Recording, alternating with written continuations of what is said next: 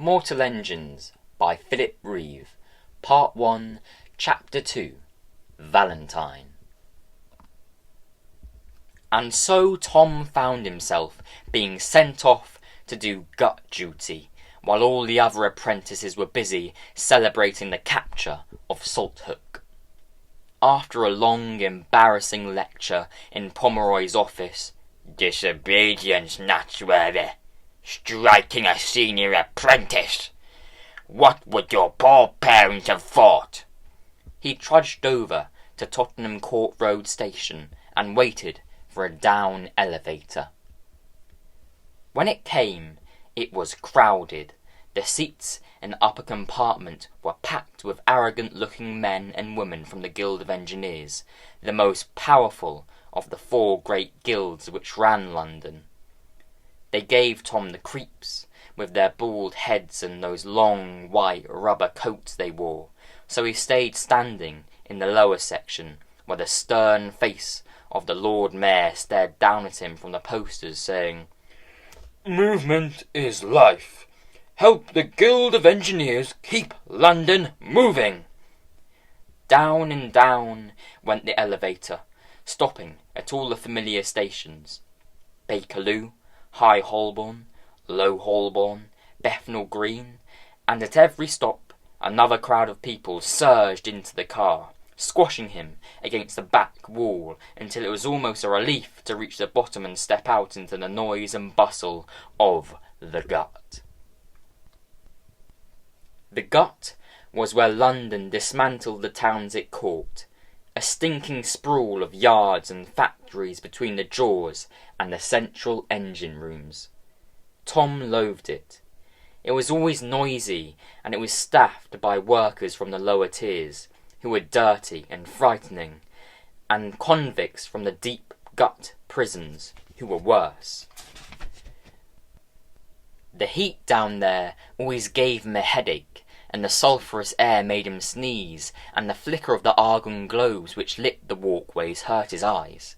But the Guild of Historians always made sure some of its staff were on hand when a town was being digested, and tonight he would have to join them and go about reminding the tough old foreman of the gut that any books and antiques aboard a new catch were the rightful property of his guild, and that history was just as important as bricks and iron and coal. He fought his way out of the elevator terminus and hurried towards the Guild of Historians warehouse, through tubular corridors lined with green ceramic tiles, and across metal catwalks high above the fiery gulfs of the digestion yards. Far below him he could see Salthook being torn to pieces. It looked tiny now, dwarfed by the vastness of London. Big yellow dismantling machines were crawling around it on tracks, and swinging above it on cranes, and clambering over it on hydraulic spider legs. Its wheels and axles had already been taken off, and work was starting on the chassis. Circular saws as big as Ferris wheels bit into the deck plates, throwing up plumes of sparks. Great blasts of heat came billowing from furnaces and smelters, and before he had gone 20 paces, Tom could feel sweat starting to soak through the armpits of his black uniform tunic. But when he finally reached the warehouse, things started to look a bit brighter. Salthook had not had a museum or a library, and the small heaps that had been salvaged from the town's junk shops were already being packed into crates for their journey up to Tier 2. If he was lucky, he might be allowed to finish early and catch the end of the celebrations. He wondered which guildman was in charge tonight. If it was old Argengarth or Dr. Weymouth, he was doomed. They always made you work your whole shift, whether there was anything to do or not. If it was Potty Pewtertight or Miss Plim, he might be all right. But as he hurried towards the supervisor's office, he began to realise that someone much more important than any of them was on gut duty tonight. There was a bug parked outside the office, a sleek black bug with the guild's emblem painted on its engine cowling, much too flash for any of the usual staff. 2 men in the livery of high-ranking guild staff stood waiting beside it. They were rough-looking types, in spite of their plush clothes, and Tom knew at once who they were: Pewswee and Gench, the reformed air pirates who had been the head historian's faithful servants for 20 years and who piloted the 13th floor elevator whenever he flew off on an expedition. "Valentine is here," Tom thought, and tried not to stare as he hurried past them up the steps. Theodis Valentine was Tom's hero, a former scavenger who had risen to become London's most famous archaeologist, and also its head historian, much to the envy and disgust of people like Pomeroy. Tom kept a picture of him tacked to the dormitory wall above his bunk, and he had read his books, Adventures of a Practical Historian and America Deserter, Across the Dead Continent with Gun, Camera and Airship, until he knew them by heart. The proudest moment of his life had been when he was 12, and Valentine had come down to present the apprentices' end-of-year prizes, including the one Tom had won for an essay on identifying fake antiques. He still remembered every word of the speech the great man had made. "Never forget, apprentices, that we historians are the most important guild in our city. We don't make as much money as the merchants, but we create knowledge, which is worth a great deal more. We may not be responsible for steering London like the navigators, but where would the navigators be if we hadn't preserved the ancient maps and charts? And as for the Guild of Engineers, just remember that every machine they have ever developed is based on some fragment of old tech. Ancient high technology that our museum keepers have preserved, our archaeologists have dug up." All Tom had been able to manage by way of reply was a mumbled, "Thank you, sir," before he scurried back to his seat, so it never occurred to him that Valentine would remember him. But when he opened the door of the supervisor's office, the great man looked up from his desk and grinned. "It's Natsworthy, isn't it? The apprentice who was so good at spotting fakes. I'll have to watch my step tonight, or you'll find me out." It wasn't much of a joke, but it broke through the awkwardness that usually existed between an apprentice and a senior guildsman, and Tom relaxed enough to stop hovering on the threshold and step right inside, holding out his note from Pomeroy. Valentine jumped to his feet and came striding over to take it. He was a tall, handsome man of nearly 40, with a mane of silver-flecked black hair and a trim black beard. His grey mariner's eyes twinkled with humour, and on his forehead a third eye, the guild mark of the historian. The blue eye that looks backwards into time seemed to wink as he raised a quizzical eyebrow. "Fighting, eh? And what did Apprentice Melephant do to deserve a black eye?" "He was saying stuff about my mum and dad, sir," mumbled Tom. "I see." The explorer nodded, watching the boy's face. Instead of telling him off, he asked, "Are you the son of David and Rebecca Natsworthy?" "Yes, sir," admitted Tom, "but I was only 6 when the big tilt happened. I don't really remember them." Valentine nodded again, and his eyes were sad and kind. "They were good historians, Thomas. I hope you'll follow in their footsteps." Oh, yes, sir," said Tom. I hope so too." He thought of his poor mum and dad, killed when part of Cheapside collapsed onto the tier below. Nobody had ever spoken like that about them before, and he felt his eyes filling with tears. He felt as if he could tell Valentine anything at all, and he was just on the point of saying how much he missed his parents and how lonely and boring it was being a third-class apprentice, when a wolf walked into the office. It was a very large wolf, and white, and it appeared through the door that led out into the stockroom.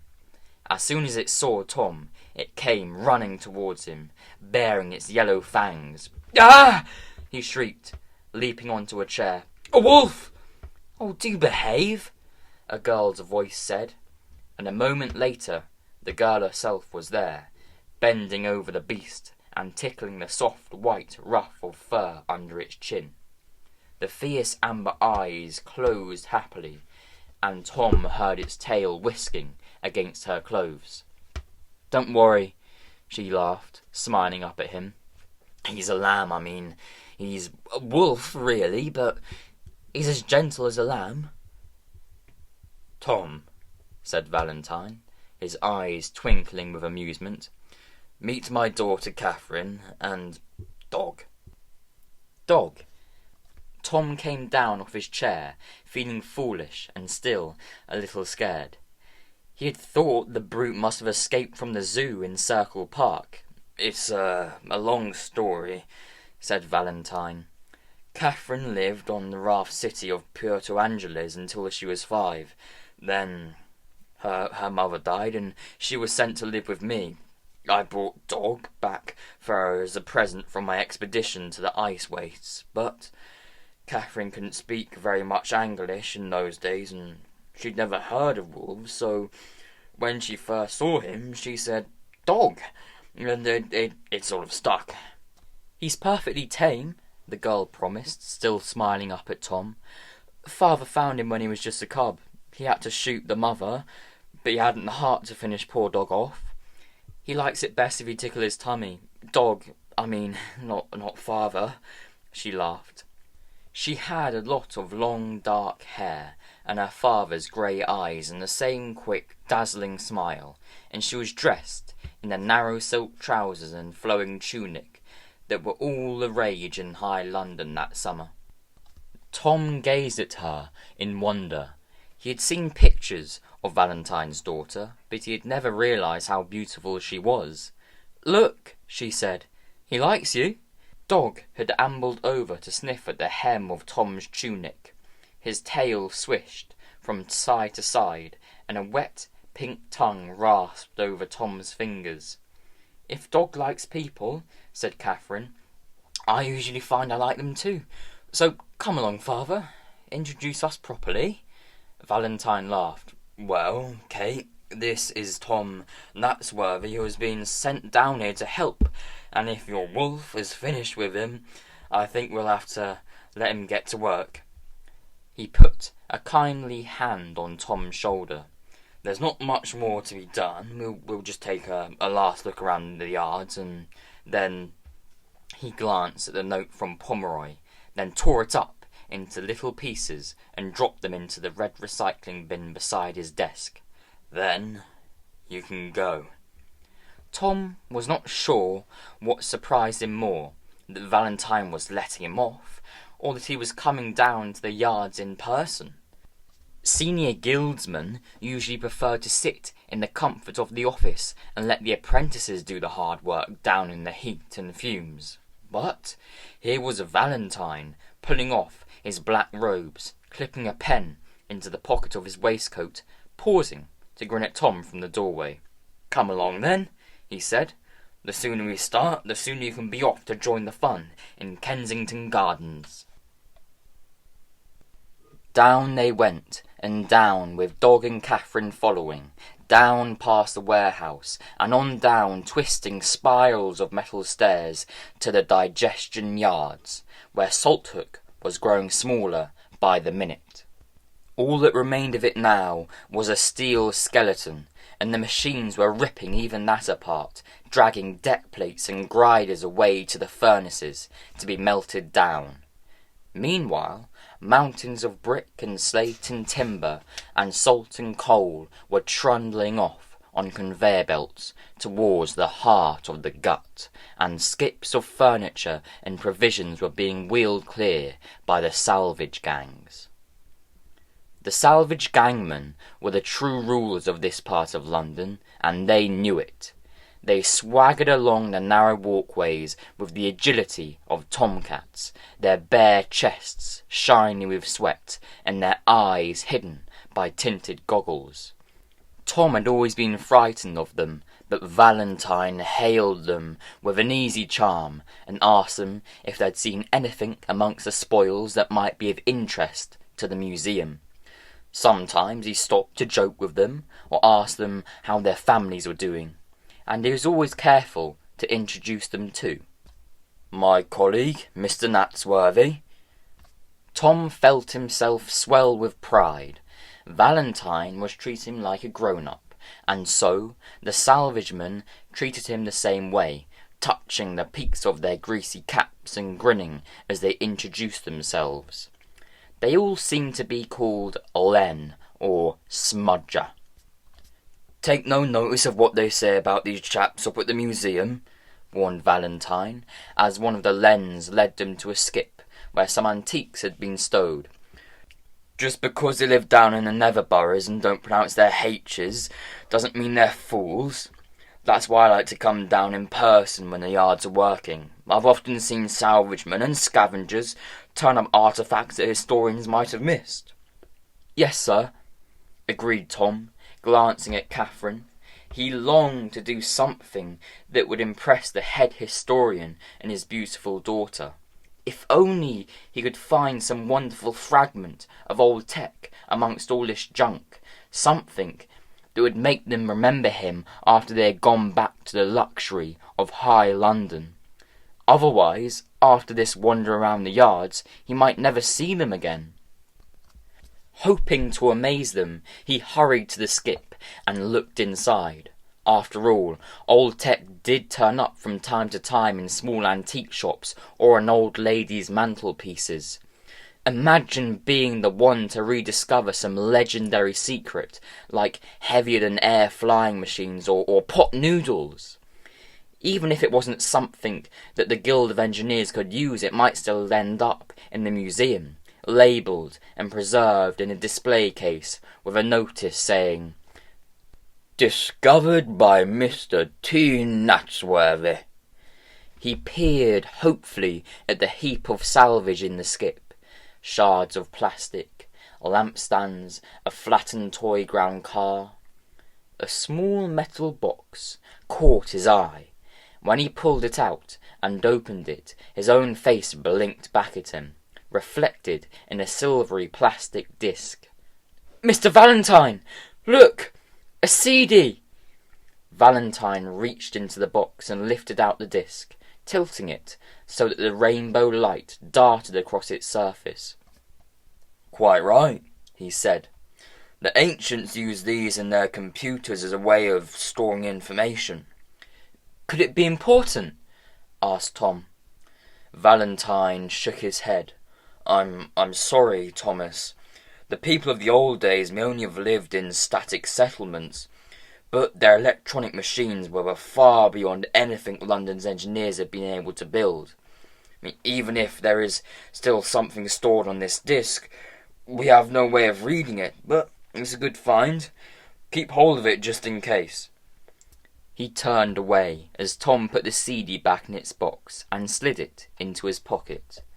But Catherine must have sensed Tom's disappointment, because she touched his hand and said, "It's lovely, Tom. Anything that has survived all those thousands of years is lovely, whether it's any use to the horrible Guild of Engineers or not. I've got a necklace made of old computer discs." She smiled at him. She was as lovely as one of the girls in his daydreams, but kinder and funnier. And he knew that from now on, the heroines he rescued in his imagination would all be Catherine Valentine. There was nothing else of interest in the skip. Salthook had been a practical sort of town, too busy gnawing at the old seabed to bother about digging up the past.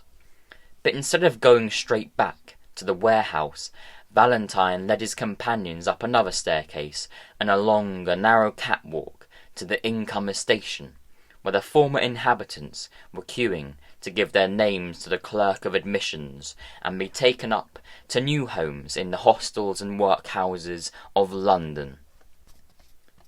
"Even when I'm not on duty," he explained, "I always make a point of going down to see the scavengers when we make a catch, before they have a chance to sell their finds at the Tier 5 antique markets and melt back into the outcountry. There were always some scavengers aboard a catch, townless wanderers who roamed the hunting ground on foot, scratching up pieces of old tech. Salthook was no exception. At the end of a long queue of dejected townsfolk stood a group more ragged than the rest, with long, tattered coats that hung down to their ankles, and goggles and dust masks slung about their grubby necks. Like most Londoners, Tom was horrified by the idea that people still actually lived on the bare earth. He hung back, with Catherine and dog, but Valentine went over to speak with the scavengers. They came clustering around him, all except one, a tall, thin one, in a black coat. A girl, Tom thought, although he could not be sure, because she wore a black scarf wrapped across her face like the turban of a desert nomad. He stood near her and watched while Valentine introduced himself to the other scavengers and asked, "So, have any of you found anything the Historians' Guild might wish to purchase?"